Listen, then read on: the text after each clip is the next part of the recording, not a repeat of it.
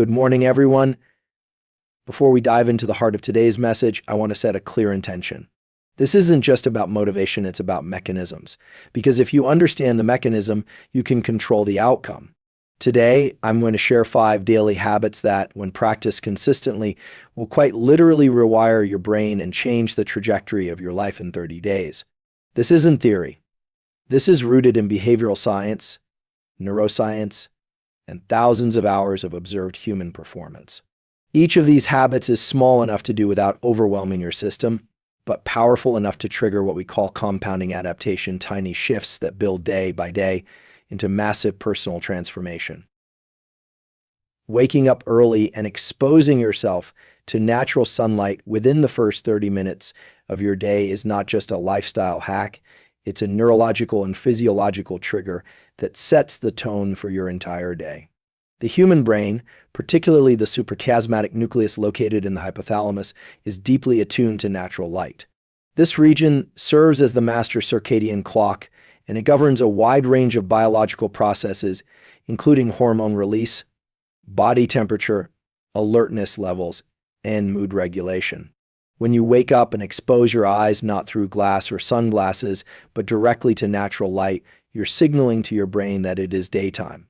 This signal prompts a cascade of neurochemical events that increase alertness, elevate mood, and initiate the countdown to your next sleep cycle.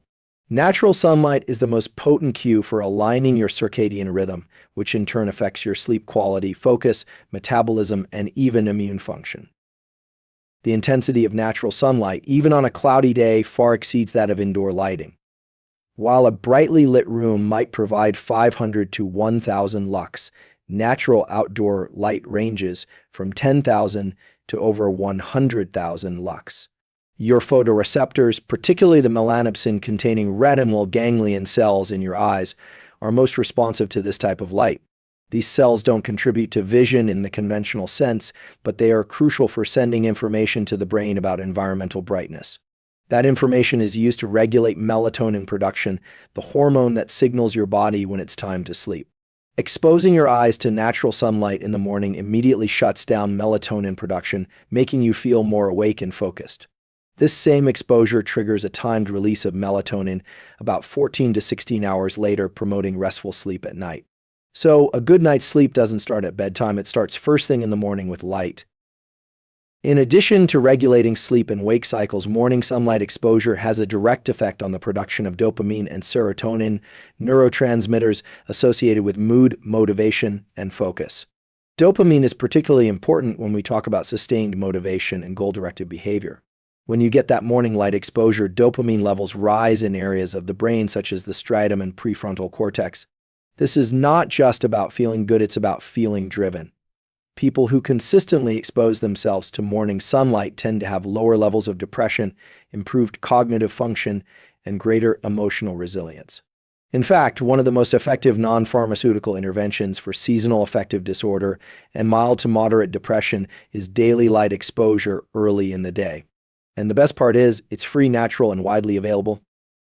The consistency of the practice is just as important as the act itself. By building this habit into your daily routine, you're not just improving your morning, you're training your brain to anticipate energy and productivity at a specific time of day. This is how habits become automatic through repeated association and predictable reward. When your brain knows that waking up and getting sunlight means you'll feel more alert, have more mental clarity, and be in a better mood, it begins to crave the process. This consistency strengthens neural pathways and makes the habit easier to sustain over time. That's neuroplasticity in action, the brain's ability to adapt and rewire itself based on your behavior. It's also worth considering how this habit serves as an anchor for other healthy behaviors. When you wake up early and get outside, you're more likely to move your body, avoid doom scrolling through your phone, and eat a more structured breakfast. These secondary effects compound quickly. Within a week, you might find yourself going to bed earlier, feeling more focused during the day, and experiencing a sense of internal rhythm that makes you feel aligned rather than chaotic. Your stress hormones, like cortisol, also follow a diurnal cycle. So first thing in the morning ensures that your cortisol levels rise and fall in a healthy pattern. This matters because cortisol is not just a stress hormone, it plays a vital role in energy regulation, immune response, and metabolic function. A healthy cortisol spike in the morning, triggered by light exposure, means less likelihood of crashing in the afternoon or waking up groggy and unmotivated. This practice also influences your body temperature rhythm, another internal clock that regulates alertness and performance. Body temperature starts to rise in the early morning hours and peaks in the afternoon. When you expose yourself to light in the early part of that rise, you accelerate and stabilize that curve. This means greater physical coordination, sharper mental acuity, and better exercise performance later in the day. Everything from your reaction time to your ability to perform complex cognitive tasks is enhanced when your circadian biology is working in sync with the natural light-dark cycle. You become more efficient, less reactive, and more present in your day-to-day life. Practicing 5 to 10 minutes of daily stillness or meditation may appear simple on the surface, but it activates some of the most powerful networks in the human brain and body. In a world dominated by constant input, where our attention is fragmented by notifications, demands, and digital overstimulation, the capacity to be still is more than a break, it's a recalibration of the nervous system. When we sit in silence or engage in a focused breathing practice, we are not doing nothing. We are actively shifting our physiological and cognitive state from one of sympathetic dominance, often called fight or flight, to parasympathetic tone, which governs rest and digest. This transition is not just a feeling of calm, it's a measurable change in heart rate variability, vagal tone, respiratory rhythm, and prefrontal cortex activation. These changes have a direct impact on stress regulation, emotional resilience, and cognitive control. Neuroscientific research has consistently shown that even short bouts of meditation reduce activity in the brain's default mode network, particularly the posterior cingulate cortex, which is associated with self-referential thoughts and mind wandering. When this network quiets down, we gain access to a state of present moment awareness. This means fewer intrusive thoughts, less rumination, and greater clarity of perception. Over time, the practice of sitting with stillness, even just for 5 minutes, reshapes the brain through a process called experience-dependent plasticity. Regions of the brain responsible for attention regulation, such as the anterior cingulate cortex, and those involved in emotional regulation, like the amygdala, begin to change structurally and functionally. These adaptations translate into real-world improvements in how we manage conflict, respond to uncertainty, and regulate impulsive behavior. There's also a profound hormonal shift that occurs during brief meditation. Cortisol levels drop. Oxytocin and serotonin levels can increase, depending on the type of meditation being practiced. Even breath-focused stillness initiates changes in the balance between oxygen and carbon dioxide in the bloodstream, which affects pH levels and, by extension, cellular metabolism and energy. These shifts don't just change how we feel, they change how our bodies function at a systemic level. Immune markers like interleukin-6, which are associated with inflammation, decrease with consistent meditation. Brain-derived neurotrophic factor, BNF, a key molecule involved in neurogenesis and synaptic plasticity, can increase. These are not minor benefits. They touch nearly every system of the body, from the endocrine system to the immune system to the cardiovascular system. Meditation also increases meta-awareness, the ability to observe our own thoughts without becoming entangled in them. This is not a philosophical idea, it's a cognitive skill. When we build the habit of witnessing thoughts as they arise, we create space between stimulus and response. This is where real personal power begins to grow. Instead of reacting unconsciously to stressors or emotional triggers, we can choose a more skillful response. This small pause, this moment of conscious awareness, becomes the foundation for discipline, intentionality, and long-term behavioral change. It's no longer about willpower in the moment. It's about setting the conditions that make better choices more likely. The beauty of stillness is that it's accessible. It requires no special equipment, no perfect environment, and no prior training. Simply closing the eyes, anchoring the attention on the breath, a mantra, or a body scan, and observing what arises is enough to initiate the process. The mind will wander, that's expected, but the act of noticing the distraction and gently returning attention to the present is where the rewiring happens. Each time you bring yourself back to the now, you're reinforcing neural pathways of focus, awareness, and emotional regulation.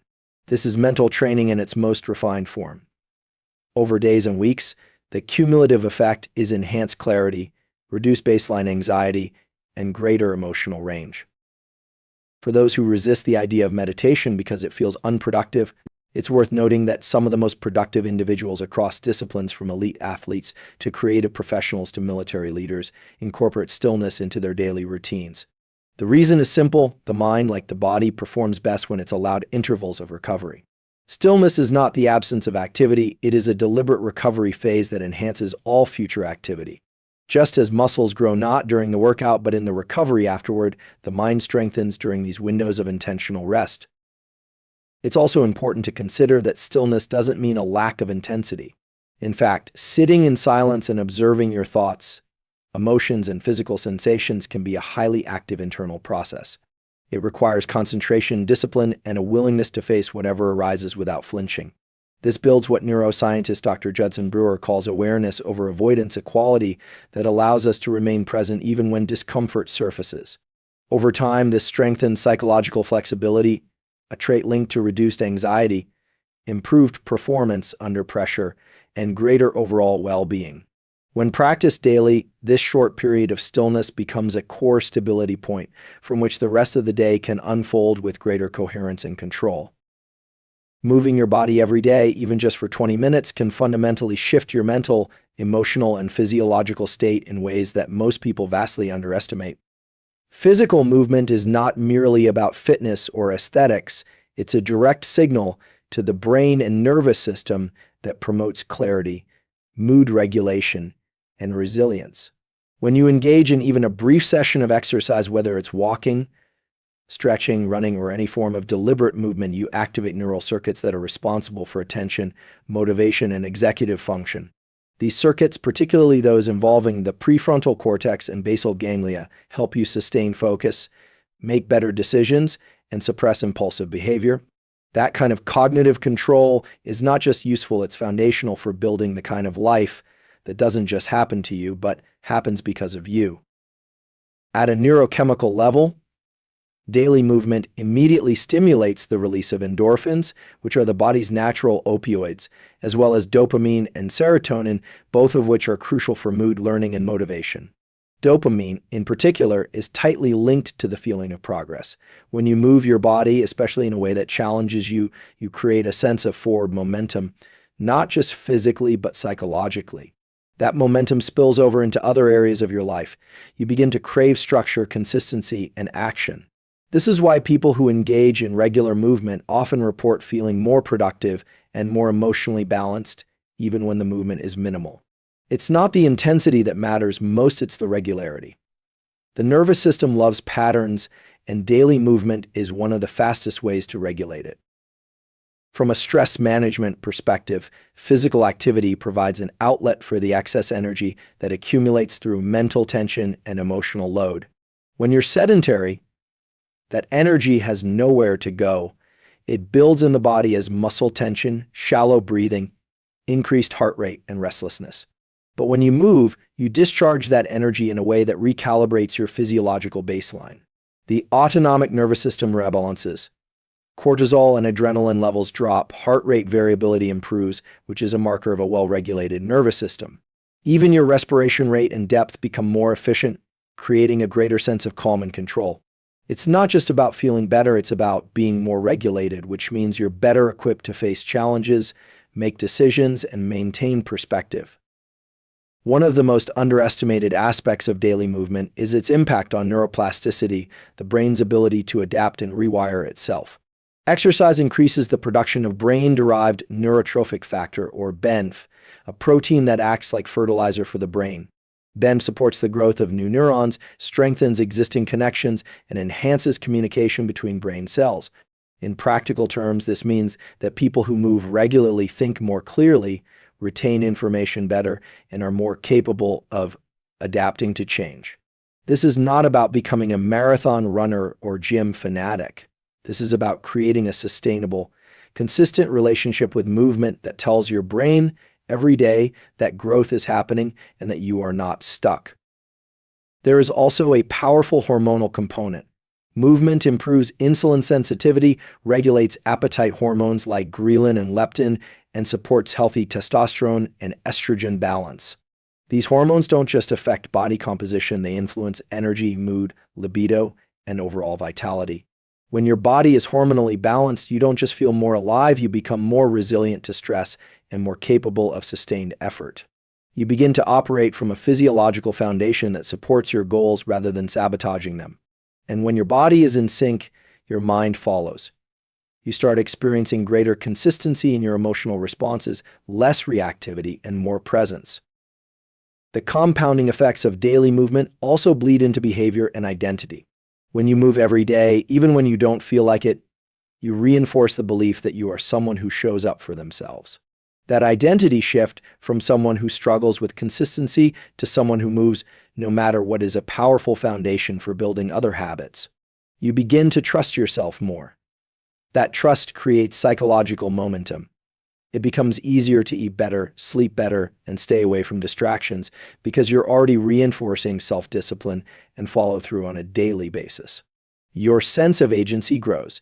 You begin to see yourself as the kind of person who takes responsibility for their state of being, rather than being a passive recipient of whatever the day throws at you. There is also an emotional release that happens through movement that cannot be replicated in any other way. Emotions live in the body as much as they do in the mind. Moving your body is a way of metabolizing stored tension, trauma, and suppressed energy that words or thoughts alone cannot reach. Even something as simple as a walk can trigger insights, emotional breakthroughs, and creative solutions because you're engaging the bilateral movement of the body, which also stimulates communication between the two hemispheres of the brain. This integration is crucial for emotional processing and problem solving. You don't need a gym or a program. You need a commitment to honoring your biology every day through the basic, powerful act of moving your body with intention and presence.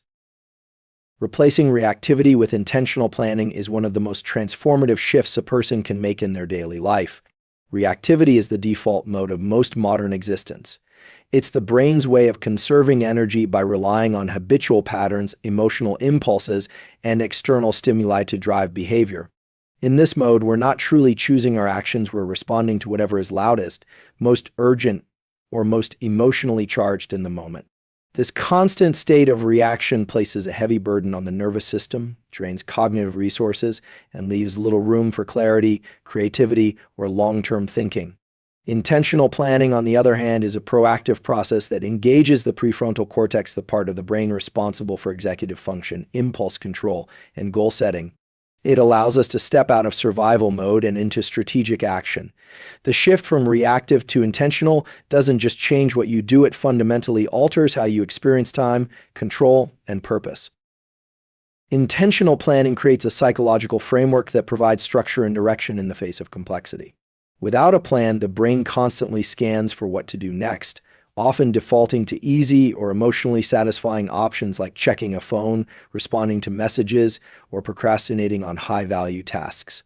When we take even 10 minutes each morning or the night before to clarify our top priorities, define our objectives, and visualize our ideal day, we reduce the cognitive load on the brain.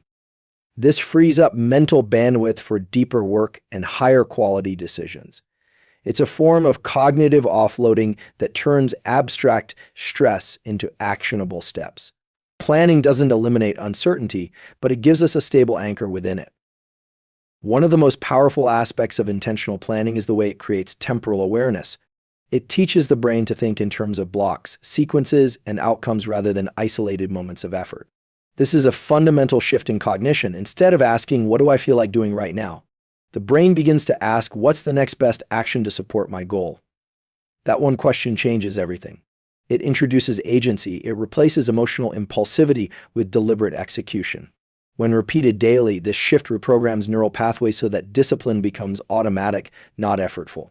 The brain becomes familiar with structured thinking and goal orientation as the new default. Intentional planning also builds confidence. Each time you make a plan and follow through, you reinforce a feedback loop between your intentions and your actions. That loop builds self-trust, which is the foundation of sustainable motivation. When people say they lack motivation, what they often mean is that they don't trust themselves to follow through. Planning and execution restore that trust by creating a pattern of alignment, and when things don't go as planned, the framework still holds. You can adapt with clarity rather than collapse into frustration or avoidance. It's not about perfection, it's about direction. This practice also reduces decision fatigue, which is one of the biggest hidden drains on performance and willpower. When your day is unstructured, every moment presents a choice. Should I start this task? Should I respond to this message? Should I check social media? Each of these choices costs energy. Over time, these micro decisions wear down your ability to focus and self-regulate. Intentional planning front-loads those decisions. It allows you to allocate time, energy, and attention where it matters most without having to reassess your priorities every hour. That clarity allows for deeper work, greater creativity, and higher emotional regulation because you're no longer burning mental energy on low-value choices. Planning is also a critical tool for emotional regulation. When you're clear on your goals and routines, external events are less likely to hijack your attention. The brain, when given a structure, becomes less vulnerable to anxiety and distraction. You create psychological safety through consistency. Knowing what you're doing and why you're doing it creates a calm inner environment, even when the external environment is unpredictable. This state of groundedness gives you the capacity to respond to life rather than react to it. And that distinction between response and reaction is one of the hallmarks of mental mastery. Intentional planning doesn't mean scripting every moment or eliminating spontaneity. It means having a clearly defined framework that aligns your behavior with your values. It means designing your time with intention rather than defaulting to convenience. This design process becomes a ritual that reconnects you with your deeper motivations. It's an act of self-respect, signaling to your brain and body that your time matters and that your goals deserve conscious effort. It also elevates your standards when you operate from a plan. You become less tolerant of distraction, more discerning with commitments, and more mindful of your energy. The structure becomes a filter through which decisions are made more wisely and time is protected more fiercely. One of the most liberating aspects of replacing reactivity with intentional planning is the way it expands your perception of time. People often say they don't have enough time, but what they usually lack is clarity about how their time is being used. A well-structured plan reveals just how much time is available when it's not being fragmented by distractions or reactive behavior. This insight can be both humbling and empowering. It forces you to confront the invisible leaks in your day, scrolling, switching tasks, responding to non-urgent requests, and invites you to reclaim that time with purpose. Getting sunlight exposure early in the day is one of the most foundational, yet often overlooked, habits that can radically optimize your mental clarity, hormonal balance, and sleep quality. The human body and brain are deeply synchronized with the natural rhythms of the environment through a system called the circadian rhythm. This rhythm governs nearly every process in your body: your energy levels, your alertness, your metabolism, your immune function, and your sleep-wake cycles. At the center of this system is a structure in the brain called the suprachiasmatic nucleus, located in the hypothalamus. This structure acts as your master clock, but it doesn't keep time on its own. It needs external cues, called Zeitgebers, to stay synchronized. And the most powerful Zeitgeber by far is natural light, particularly the kind of full-spectrum light present in the first few hours of the morning. When you step outside and allow natural light to hit your eyes without sunglasses, not through a window, and ideally within 30 to 60 minutes of waking, you send a powerful signal to the master clock in your brain that it's time to be alert, focused, and active. This signal kickstarts a cascade of neurochemical events. First, it triggers a rise in cortisol, which in this context is not about stress, but about energy and readiness. Cortisol released early in the day is what helps you feel awake, sharp, and capable of movement and focus. Unlike cortisol spikes later in the day, which can be disruptive, this early morning peak is essential for mental clarity, immune function, and overall vitality. In parallel, early light exposure increases dopamine production in brain regions like the retina and the ventral tegmental area. Dopamine is the neurotransmitter most associated with motivation, mood, and reward-based learning. When you get that morning light, you're literally turning on the systems that govern your ability to stay engaged with tasks, feel good about your progress, and maintain long-term motivation. This is not a small shift, it's a biological foundation that supports nearly every other habit you try to build. Without proper light cues, your brain's dopamine baseline begins to drop, and this manifests as decreased motivation, poor focus, and even a tendency toward addictive behaviors as the brain seeks out artificial sources of stimulation. From a sleep perspective, the benefits of morning sunlight are just as profound. The moment light hits those specialized melanopsin-containing cells in the eye, a timer starts in your brain roughly 14 to 16 hours later. Your body will begin releasing melatonin, the hormone that makes you feel sleepy and allows for deep, restorative sleep. This means that your ability to fall asleep at night and the quality of that sleep are directly linked to whether or not you received adequate light exposure in the morning. People who struggle with insomnia, fragmented sleep, or daytime fatigue often miss this critical step. They may be indoors all morning or exposed to artificial light that simply doesn't carry the same intensity or spectrum as natural sunlight. As a result, their circadian rhythm drifts, their sleep-wake cycle becomes inconsistent, and their body's internal systems fall out of sync. It's also important to understand that this is not about just standing near a window or turning on bright indoor lights. The lux level or brightness of indoor lighting is usually between 300 and 1,000 lux. But outdoor morning light, even on a cloudy day, can easily range from 10,000 to over 100,000 lux. This difference in intensity is what makes the signal to the brain so unmistakable.